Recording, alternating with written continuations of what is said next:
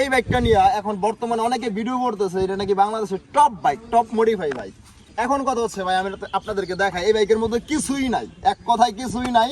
একটা কালার করছে সবুজ, সবুজই বলা যায়, রেড আর হচ্ছে আপনার সবুজ, বাংলাদেশের পতাকার কম্বিনেশন।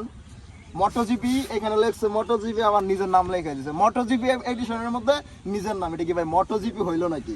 তারপর হচ্ছে টিডিআর এর হর্স পাইপ লাগাইছে মনে হয়, পিরানহার ড্যাম্পার লাগাইছে, কিন্তু বাইকের টানি উড়ান 140, উড়াইছিলেন 140, 155 ভাইয়া। তারপর হচ্ছে ভাই এদিকে আর একটা মজার বিষয়, গার্লফ্রেন্ডের নাম লেখছে সামনে। বাইরে ভাই বাইকার থাকবে অ্যাগ্রেসিভ, বাইকও থাকবে মনে করেন যে অ্যাগ্রেসিভ, এখানে গার্লফ্রেন্ডের পুকি গার্লফ্রেন্ডের নাম লেখার কোনো দরকার আছে নাকি? মানে কি বলবো ভাই, বাংলাদেশের পতাকার মধ্যে গার্লফ্রেন্ডের নাম টাম লেখা একটা দন বানাইছে, এটা নাকি বাংলাদেশের টপ একটা বাইক।